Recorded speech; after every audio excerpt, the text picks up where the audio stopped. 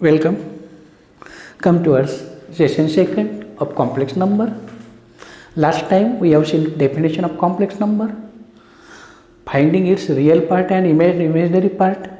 Then I raised to any power is one more problem of the same kind. Okay. Question is 1 plus I raised to 14 plus I raised to 18 plus I raised to 22 real number आहे का? Let us check. That is equal to 1 as it is I square 17 14 upon 2. 2 sevens 14 I square 9 9 twos 18 I square 11. You know odd power. First we put value of I square. Value of I square is minus 1 raised to 7 minus 1 raised to 9 minus 1 raised to 11. Any objection? Okay. Odd power आहे. Odd power असेल तर answer काय येईल 1. Odd असेल तर minus odd minus odd minus because 7 9 11 are odd numbers. So plus 1 minus 1 गेला तरी काय राहिला -2. आणि -2 काय आहे माहिती आहे? याच्यात इमॅजिनरी आहे का? स्क्वेअर नाही येतो, याची व्हॅल्यू -2 आली. आणि हा कसा आहे? हा कसा आहे? प्युअरली रिअल आहे. का? तर इमॅजिनरी पार्ट याचा काय आहे? Given answer does not content I, म्हणून तुमचं काय आहे? हा प्युअरली रिअल नंबर आहे. याची जी व्हॅल्यू आहे ती काय आहे? रिअल नंबर आहे. किंवा हे जे नंबरचं एक्सप्रेशन आहे हे कसं आहे? रिअल आहे. तर in this way we solve such type of problems given in our exercise. Okay. Then it's आता कॉम्प्लेक्स नंबर म्हणजे काहीपर्यंत आपण आला. आयच्या पॉवरचे प्रॉब्लेम्स पण आपल्याला कळाले. पण आता जे कॉम्प्लेक्स नंबर आहे त्यांच्यावरती वेगवेगळे ऑपरेशन्स करायचे. ऑपरेशन माणसातच होतात असं काही नाही, नंबरमध्ये सुद्धा. आता इथं कोणते ऑपरेशन आहे? मग अल्जेब्रा म्हणजे काय? अल्जेब्रा म्हणजे काय? बीजगणित म्हणजे काय? ज्याच्यामध्ये ॲडिशन, सबट्रॅक्शन, मल्टिप्लिकेशन, डिव्हिजन आणि इक्वॅलिटी यांचा यूज केला जातो. तो ज्या नंबर सिस्टीममध्ये ॲडिशन, सबट्रॅक्शन, मल्टिप्लिकेशन, डिव्हिजन आणि इक्वॅलिटी यांचा उपयोग केला जातो त्याला म्हणतो आपण अल्जेब्रा. म्हणजेच आपल्याला आता काय करायची? 2 कॉम्प्लेक्स नंबरची ॲडिशन करून बघायची, सबट्रॅक्शन करून बघायचं, मल्टिप्लिकेशन करून बघायचं, डिव्हिजन करून बघायचं किंवा इक्वॅलिटी करून बघायचं. म्हणजे काय होईल? ह्यांचा स्टडी करणं म्हणजेच अल्जेब्रा. ओके. आता कुणाचा बघायचा आहे? कॉम्प्लेक्स नंबरचा. मग पहिलं ऑपरेशन आपण घेऊ बॅलन्सिंग कंडिशन. म्हणजेच काय? इक्वॅलिटी. पहिली कंडिशन घेऊ आपण equality of complex numbers. Equality of complex numbers. What is mean by equality of complex numbers? मग 2 कॉम्प्लेक्स नंबर घेऊ पूर्ण. Let Z1 equal to A plus IB and Z2 equal to C plus ID B to given complex numbers. हे 2 complex number आहे. मग यांना equal कधी म्हणू आपण? Then Z1 is said to be equal to Z2. कधी? That is Z1 equal to Z2 म्हणजेच काय? A plus IB equal to C plus ID. आणि हे कधी इक्वल असतील माहिती आहे? जर 2 कॉम्प्लेक्स नंबर इक्वल असतील याचा अर्थ A बरोबर काय असेल? C असेल आणि B बरोबर काय असेल? D असेल. याचाच अर्थ काय आहे? That is real part of Z1 equal to real part of Z2 and imaginary part of Z1 equal to imaginary part of objective. म्हणजे रिअल बरोबर रिअल असेल आणि इमॅजिनरी बरोबर इमॅजिनरी असेल तर त्या दोन कॉम्प्लेक्स नंबरला आपण काय म्हणू शकतो, equal complex number. Simple concept आहे, कुठेही टिपिकल लेवल बिलकुल नाही. ओके, पण याच्यावरती प्रॉब्लेम्स विचारले तर दिसायला किती सिम्पल आहे नाही का. बघा याच्यावरचे examples. Equality of complex numbers.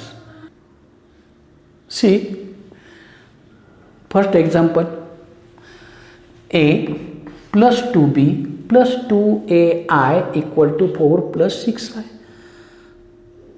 Equal आहे. मग पहिल्यांदा रिअल पार्ट. आता पहिल्या कॉम्प्लेक्स नंबरचा रिअल पार्ट कोण आहे माहिती आहे, which does not content I. I पासून जो फ्री आहे तो, याच्यात आय आहे का, हा तुमचा रिअल पार्ट आहे. प्लस हा तुमचा काय आहे, इमॅजिनरी पार्ट आहे 4 प्लस 6i. आणि मग आपला कन्सेप्ट काय सांगतो, by equality of complex numbers real part equal to real part. म्हणजेच काय, इकडचा रिअल पार्ट काय आहे, a प्लस 2b आहे, तर इकडचा रिअल काय आहे 4 आहे. From this you got first equation.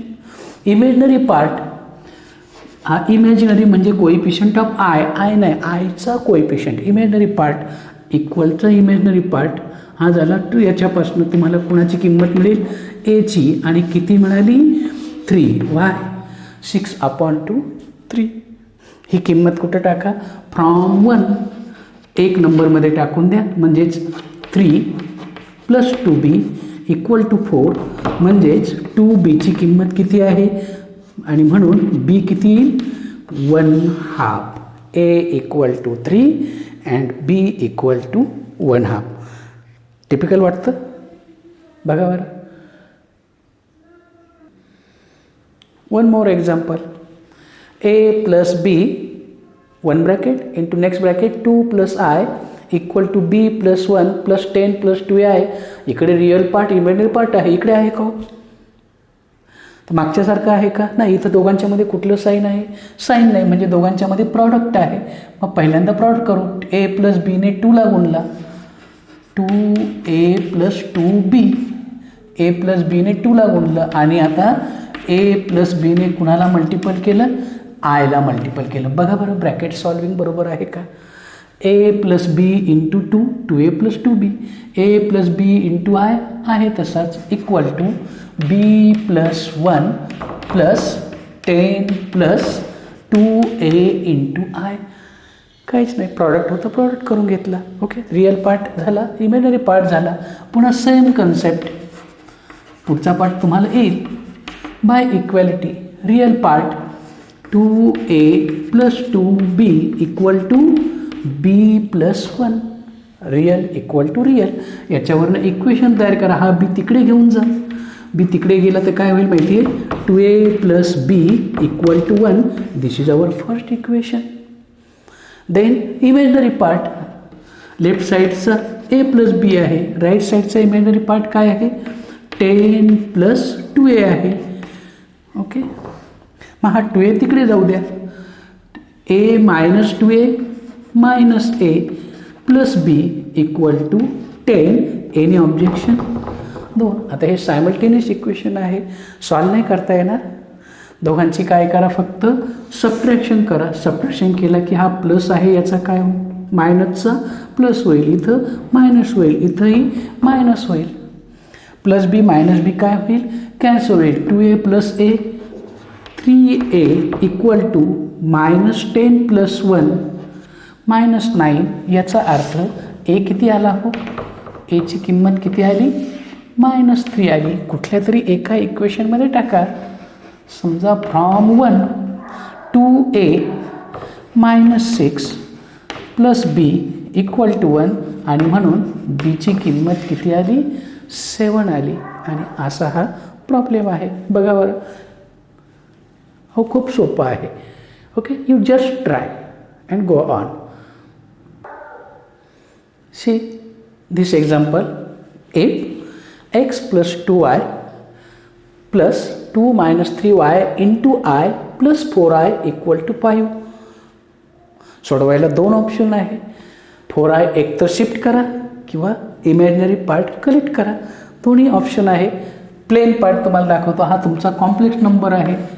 X plus 2y plus 2 minus 3y plus 4 because I is common equal to 5. आता प्रश्न बघा, इकडे रिअल झाला, इकडे इमॅजिनरी झाला. इकडे रिअल आहे, इमॅजिनरी आहे का? नाही. मग इमॅजिनरी घ्यायचा असेल तर सिम्पल कन्सेप्ट आहे. काय घ्यायचा? जो पार्ट नाही तो 0 घ्यायचा. 0 इंटू आय. काही ऑप्शन आहे का? Every real number can be written in this form. A plus 0b, 0 times I. या प्रकारे हा लिहिला. झालं. बाय इक्वॅलिटी काय केलं बघा, बी केअरफुल. इथं काय आहे? इथं इमॅजिनरी आहे, इथे इमॅजिनरी पार्ट कॉमन घेतला, आय कॉमन घेतला आणि by equality real equal to real. हे तुमचं पहिलं equation. Imaginary equal to imaginary. 2 minus 3y plus 4 equal to 0. Any objection? बघा बरं. That is equal to 2 plus 4 6 minus 3y equal to 0 and therefore what is value of y? वायची किंमत याच्यावरनं किती येणार? 6 इक्वल टू 3y म्हणजेच वायची किंमत किती? 2. ही किंमत त्या 1 मध्ये टाकू. From 1 we got x plus 2y. वायची किंमत ऑलरेडी 2 आली आहे. Equal to 4 and calculate x equal to किती येणार? 1 येणार. हाऊ? Check your self.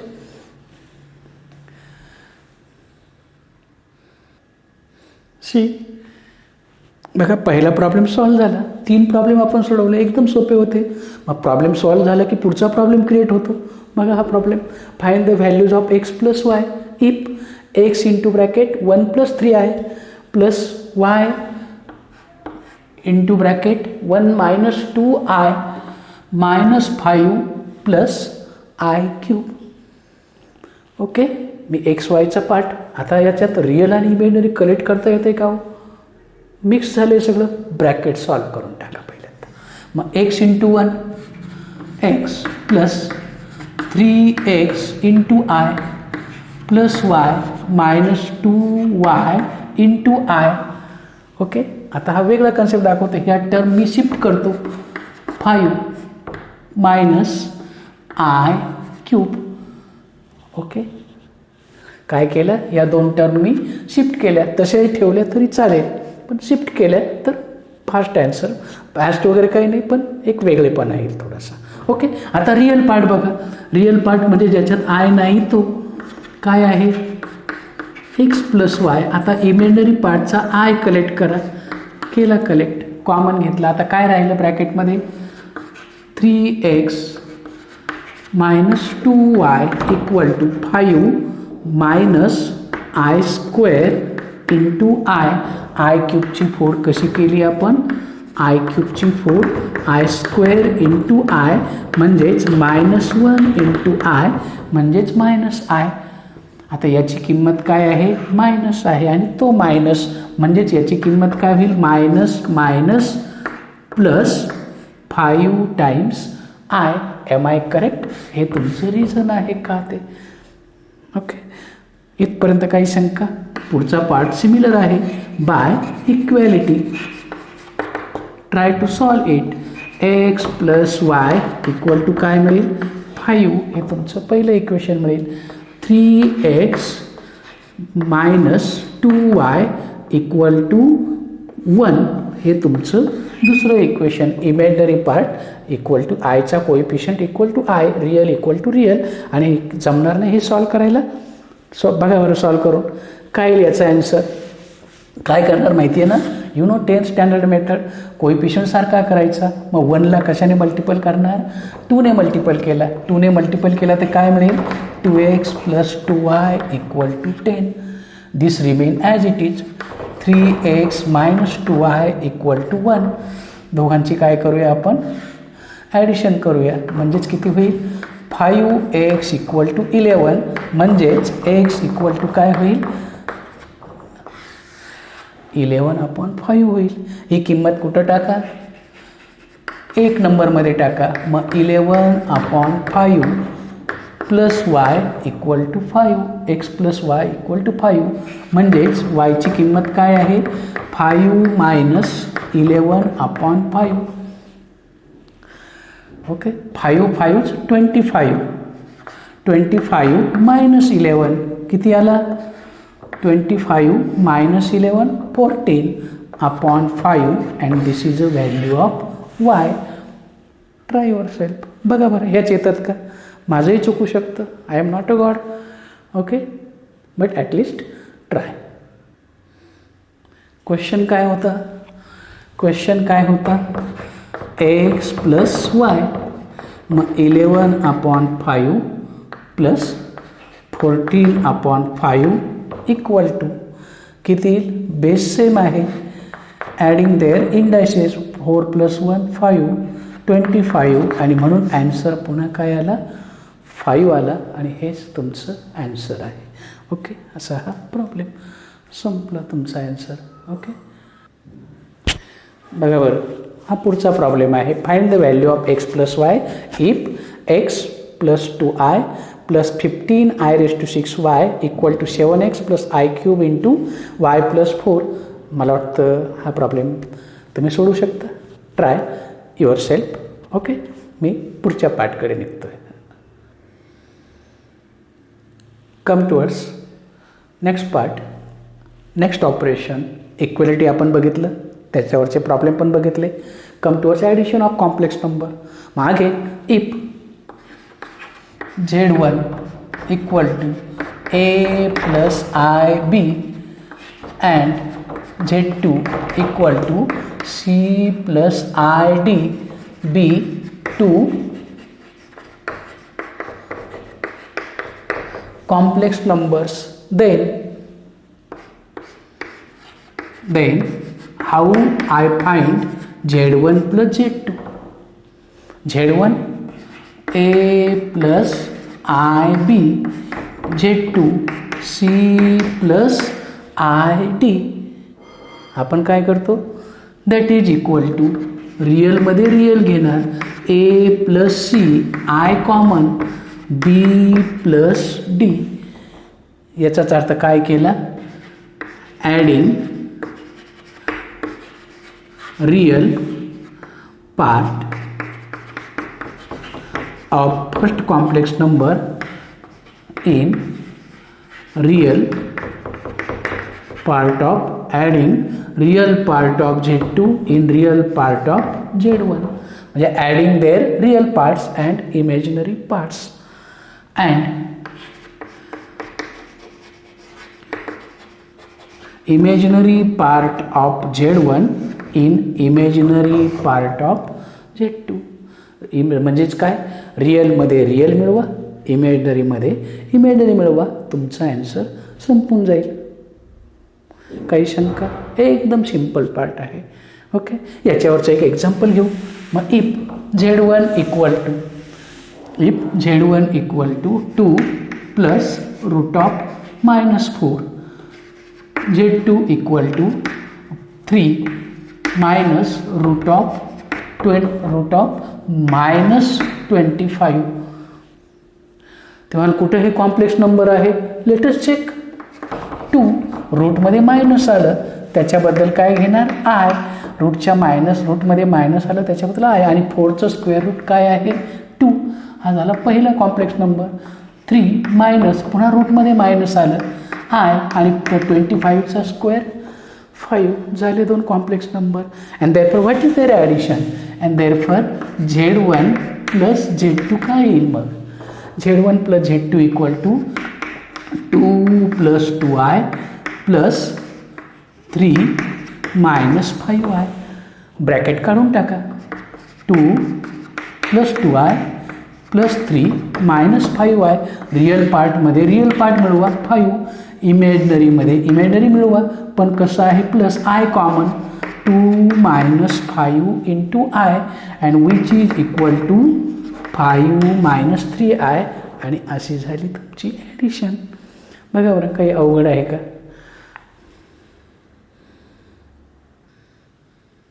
जशी ॲडिशन आहे तशीच सबट्रॅक्शन आहे. तिसरं ऑपरेशन, दोन कॉम्प्लेक्स नंबरची वजाबाकी. मग if Z1 equal to A plus IB and Z2 equal to C plus ID be two complex numbers, then how to find their subtraction?